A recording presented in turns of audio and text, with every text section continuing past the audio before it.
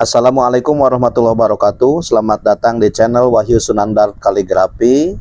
Dan sebelum lanjut, silahkan tekan tombol subscribe dan aktifkan loncengnya agar tidak ketinggalan video terbaru dari channel ini. Pada video kali ini, kita akan membahas materi pendidikan agama Islam dan budi pekerti untuk SMA atau SMK atau sekolah sederajat kelas 10 semester 1 tentang memahami hakikat dan mewujudkan ketauhidan dengan syu'abul iman. Adapun pembahasan materi ini meliputi 1. Pengertian syu'abul iman, 2. Macam-macam syu'abul iman, 3. Tanda-tanda orang beriman, 4. Problematika praktik keimanan di sekitar, 5. Hikmah dan manfaat syu'abul iman.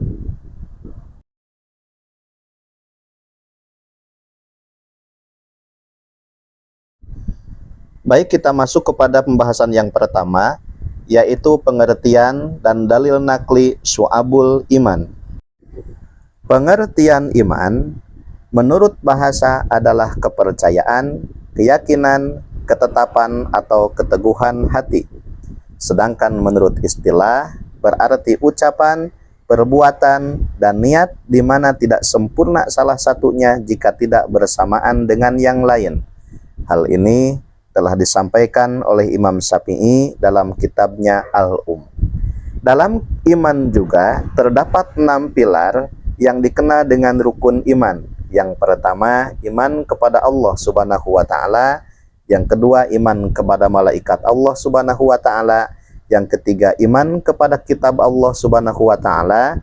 Yang keempat, iman kepada Rasul Allah Subhanahu wa Ta'ala. Yang kelima, iman kepada hari akhir. Dan yang keenam, iman kepada qada dan qadar.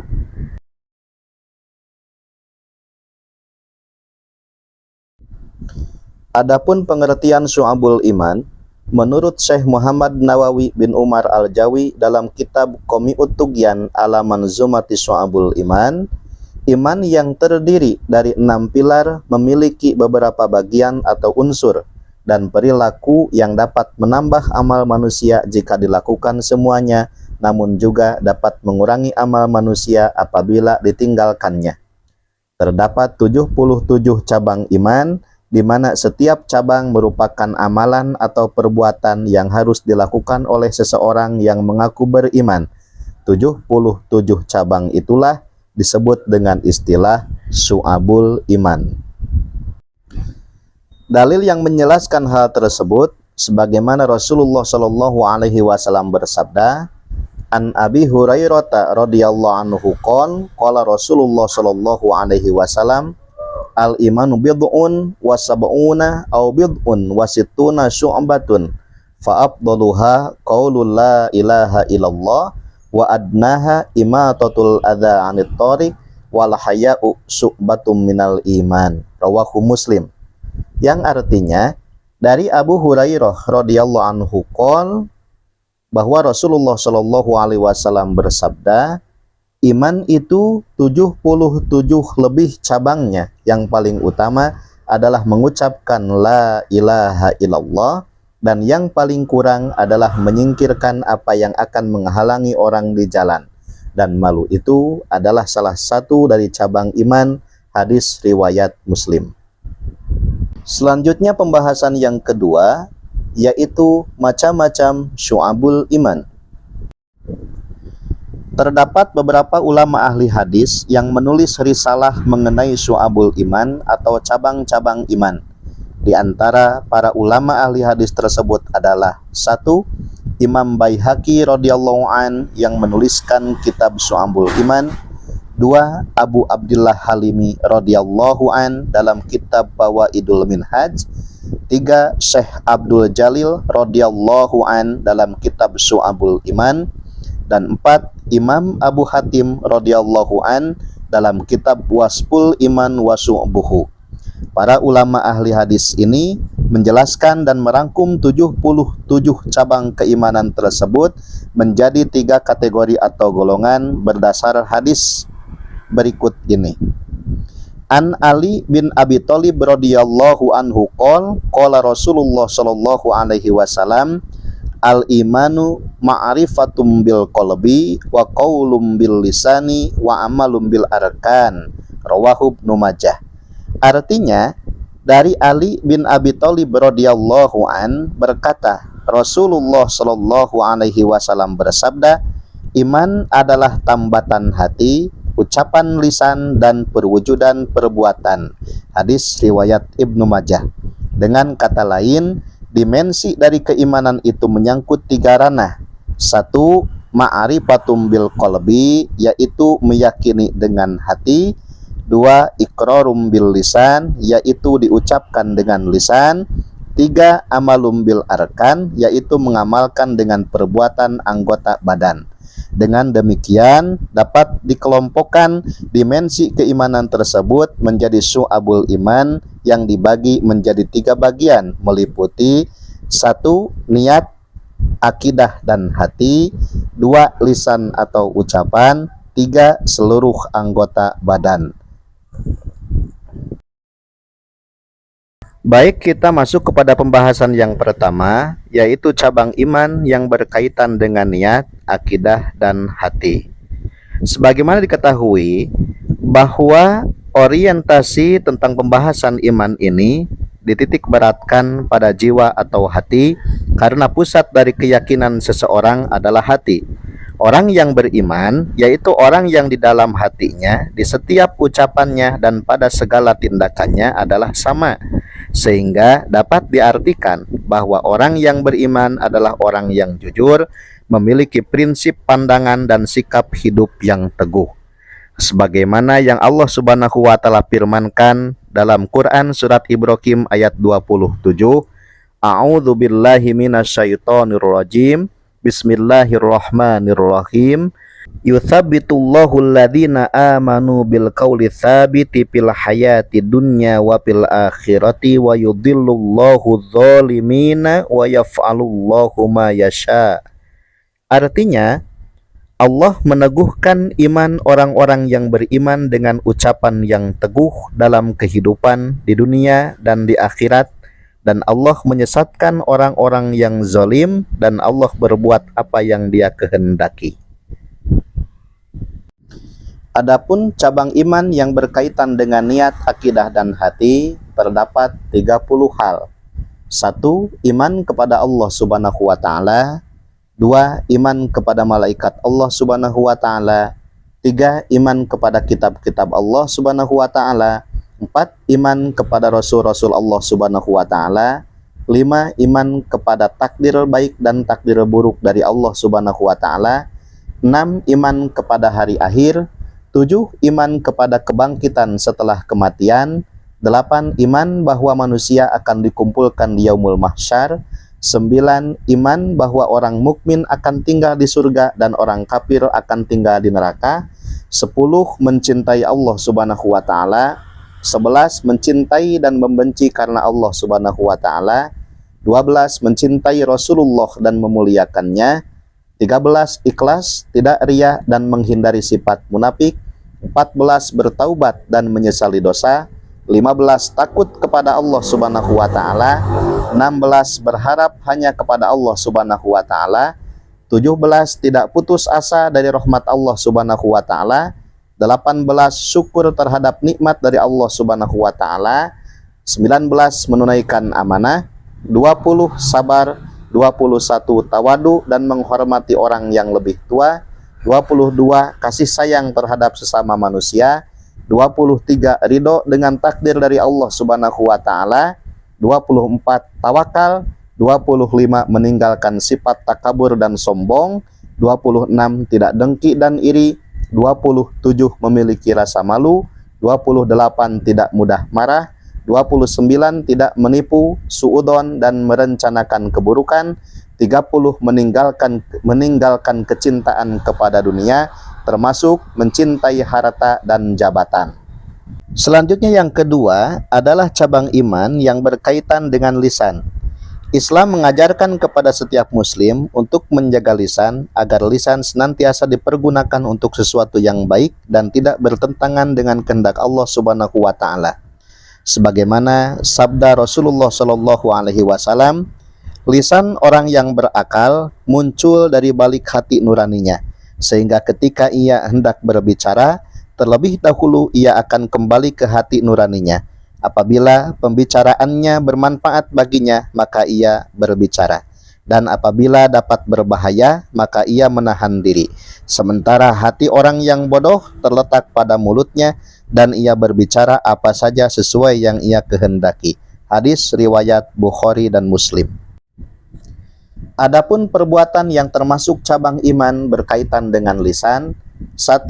Membaca kalimah thayyibah atau kalimat-kalimat yang baik. 2. Membaca kitab suci Al-Quran. 3. Belajar dan menuntut ilmu. 4. Mengajarkan ilmu kepada orang lain. 5. Berdoa. 6. Zikir kepada Allah Subhanahu wa ta'ala termasuk istighfar. Dan yang ketujuh, menghindari bacaan yang sia-sia. Selanjutnya, cabang iman yang berhubungan dengan perbuatan dan anggota badan.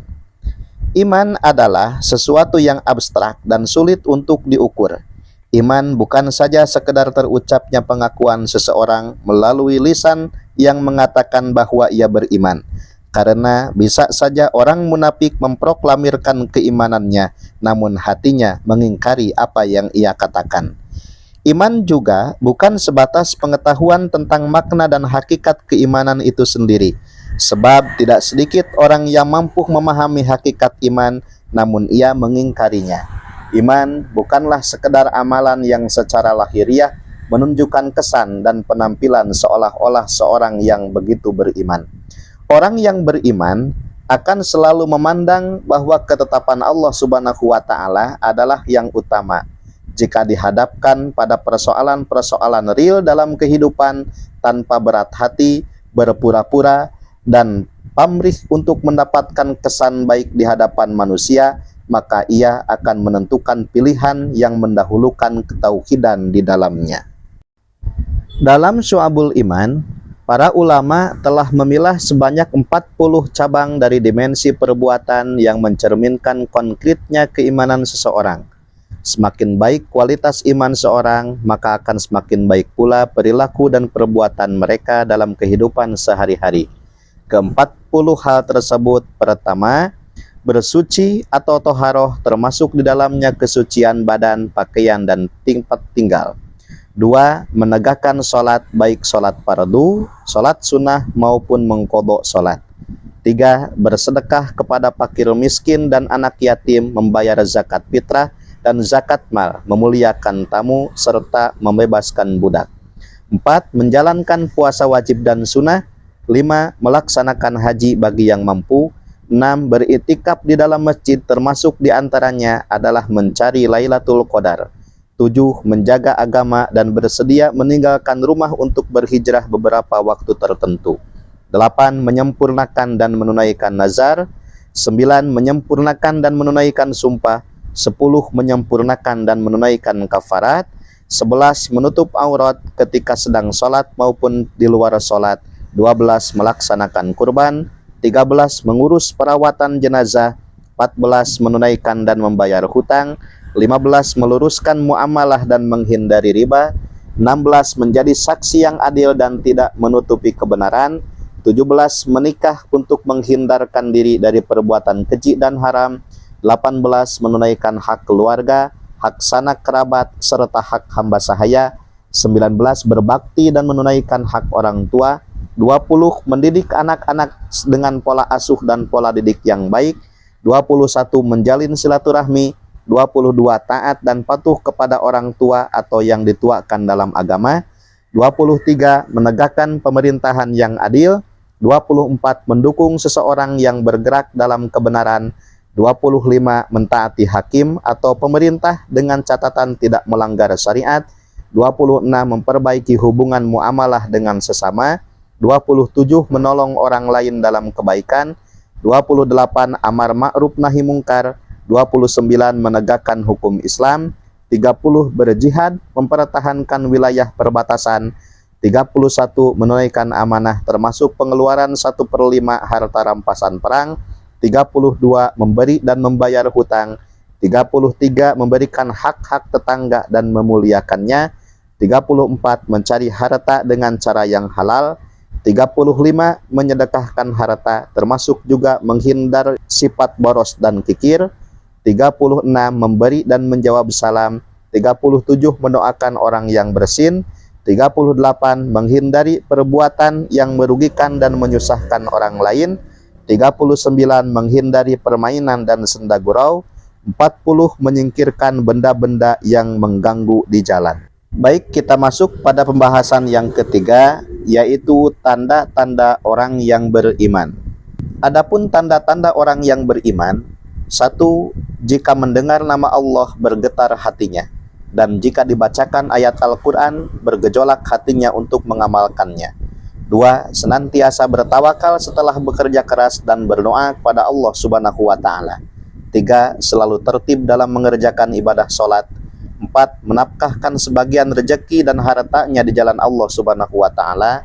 5. Menghindari perkataan yang tidak berguna. 6. Memelihara amanah dan menepati janji. 7. Berjihad di jalan Allah Subhanahu wa Ta'ala. Baik, kita memasuki pembahasan yang keempat, yaitu problematika praktik keimanan di sekitar kita. Menurut Abu Bakar bin La'al, berdasarkan hadis Nabi Shallallahu Alaihi Wasallam, setidaknya ada 5 ujian keimanan yang akan dihadapi oleh seseorang. 5 ujian keimanan tersebut adalah: 1. Mukmin yang saling mendengki. 2. Kaum munafik yang membenci kaum mukmin. 3. Orang kafir yang memerangi kaum mukmin. 4. Tipu muslihat setan yang selalu menyesatkan. 5. Godaan hawa nafsu dari dalam diri setiap mukmin.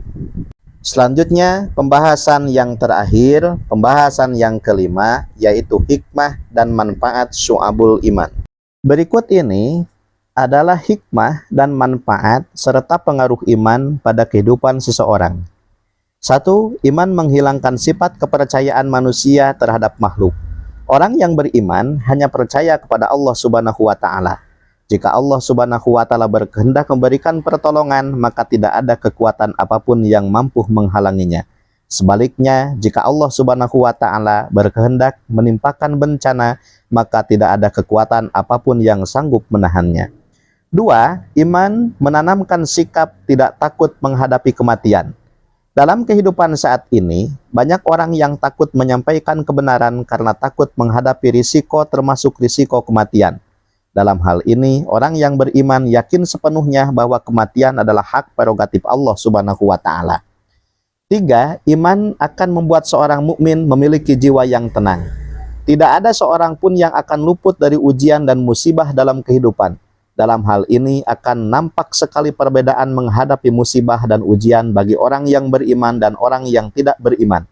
Orang yang beriman akan cenderung bersikap tenang atau sakinah dan tentram atau mutmainnah dalam menghadapi masalah. 4. Iman mewujudkan kehidupan yang baik dan berkualitas. Kehidupan yang baik bagi seorang mukmin adalah kehidupan yang senantiasa hanya berisi hal-hal yang baik. Iman akan menuntun seorang untuk menyeleksi perbuatan baik yang patut dilakukan. 4. Iman mewujudkan kehidupan yang lebih baik dan berkualitas. Kehidupan yang baik bagi seorang mukmin adalah kehidupan yang senantiasa hanya berisi hal-hal yang baik. Iman akan menuntun seseorang untuk menyeleksi perbuatan baik yang patut dilakukan dan perbuatan buruk yang harus dihindari. 5. Iman menumbuhkan sikap ikhlas. Keyakinan terhadap ridho Allah Subhanahu wa Ta'ala akan mempengaruhi seseorang untuk senantiasa melakukan sesuatu dengan penuh keikhlasan. Iman akan menuntut seseorang untuk senantiasa hanya berharap ridho Allah Subhanahu wa Ta'ala. 6. Iman mendatangkan keberuntungan. Orang yang beriman adalah yang beruntung dalam hidupnya karena selalu berjalan di arah yang benar. 7. Iman mencegah penyakit jasmani dan rohani. Kristalisasi dari iman adalah akhlak seorang mukmin. Oleh karena itu, akhlak, tingkah laku, dan perbuatan seorang mukmin akan senantiasa dikendalikan oleh iman. Baik, demikianlah materi pembahasan tentang memahami hakikat dan mewujudkan ketauhidan dengan syu'abul iman. Kurang lebihnya mohon dimaafkan. Sekian, wassalamualaikum warahmatullahi wabarakatuh.